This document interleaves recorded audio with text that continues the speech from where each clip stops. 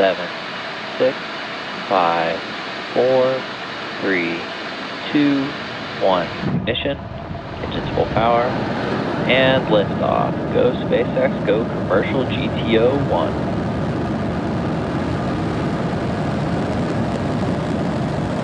Falcon 9 is pitching downrange. M1D chamber pressure is nominal.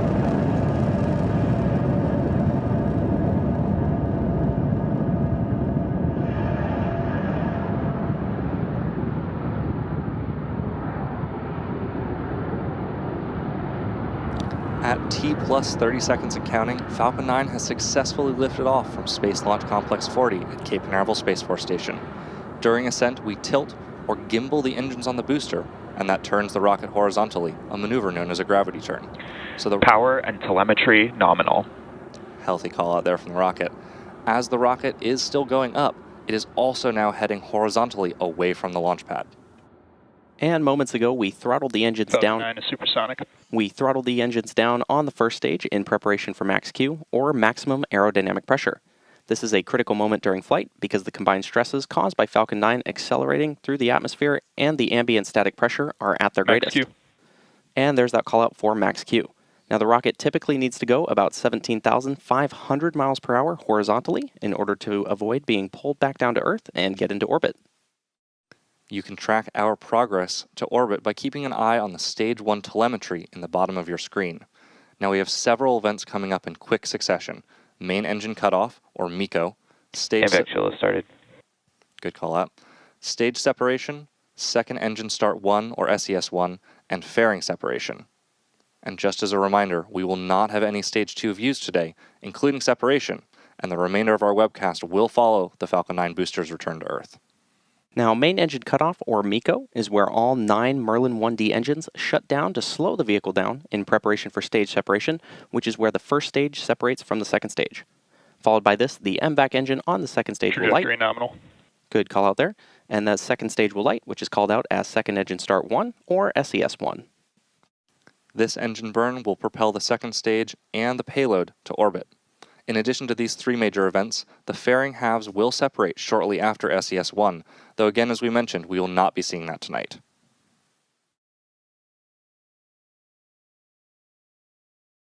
MECO. As you just heard, we've just passed through many... Stage separation confirmed.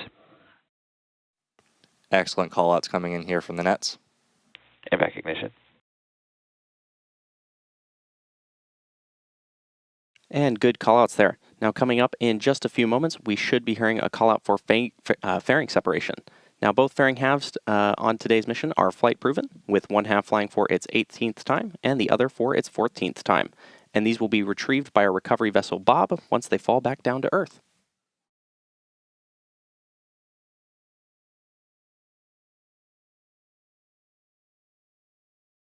We should be hearing trajectories. Good call out there. We should be hearing that call out for fairing separation in just a few moments from now.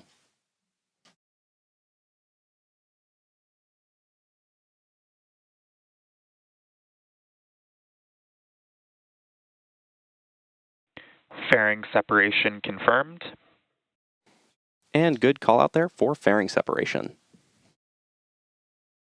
We are now at 3 minutes and 40 seconds into today's mission, with the next major milestone coming up just past the T plus 6 minute mark, which will be the first stage entry burn. For this entry burn, we'll relight 3 of the M1D engines on the first stage, starting with the center E9 engine, followed shortly after by the E1 and E5 engines. This helps slow down the vehicle as the rocket passes into the Earth's denser lower atmosphere. And we need to slow the rocket down to reduce the re-entry forces, which ultimately helps us recover and reuse the first stage. Now, during the entry burn, Falcon 9 is decelerating by firing its Merlin engines, but the vehicle is still moving really fast, and this causes the vehicle to fly through Merlin's exhaust gases, and this deposits a layer of soot on the vehicle surface, which is why our flight-proven vehicles look the way they do. And that soot comes from the carbon-based fuel that Falcon 9 uses. Now, while we do have some pretty grainy views right now because it is so dark with the cameras from the booster, you can keep an eye on the speed and altitude of the booster at the bottom left-hand corner of your screen. As we continue to make our way towards that entry burn, I want to take a couple moments here to talk about reusability, which is key to lowering the cost of spaceflight, which in turn enables more investment in critical scientific research.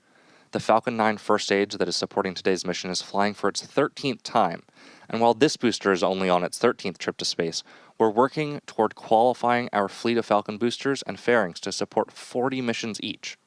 And for those following along, we're currently at 29 flights of a single Falcon booster, which is absolutely phenomenal.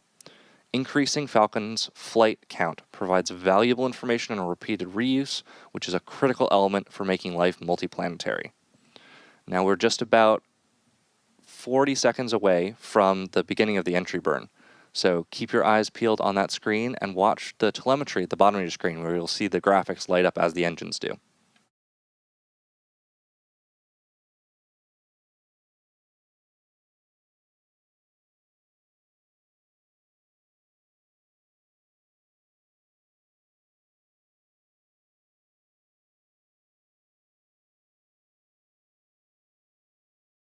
Now, as a reminder, the booster flying on today's mission is flying for its 13th time, having previously supported NASA's Crew 8 mission, Polaris Dawn, the CRS-31 mission to the International Space entry burn startup to the International Space Station, and Stage more. 1 FTS has safed. And there's that call out for the entry burn startup on the Falcon 9 first stage.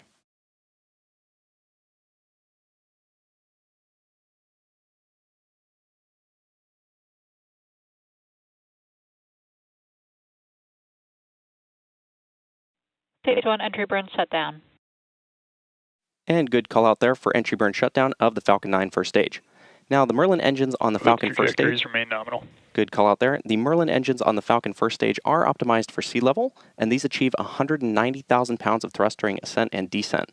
The single MVAC engine on the second stage has a much wider nozzle and is optimized to operate in space, producing 220,500 pounds of thrust in vacuum. Coming up in about 40 seconds from now, we should be hearing a call out for GTO-1, which will be the shutdown of the second stage MVAC engine. As a reminder, though, we will not have views of this milestone at the request of our customer. Stage 2 has entered terminal guidance. And good call out there. Now, immediately after that GTO-1 call out, we should have startup of the landing burn on the Falcon 9 first stage. Now, the landing burn is the final burn of the Falcon. Stage 1 transonic. Another good call out there. The landing burn is the final burn of the Falcon 9 booster, used to reduce the remaining speed of the vehicle in order to allow for a precision landing. Stage 2 FTS has safed. Another good call out there. And that landing burn is to allow for a precision landing on our drone ship. We should be hearing that call out for the first stage landing burn in just a few moments from now. Seagull. Stage 1 landing burn. And we are now waiting for Falcon 9 to land on our drone ship. Just read the instructions. Nominal orbit insertion. Great call outs there from the second stage while we're watching the first stage land. Landing leg deploy.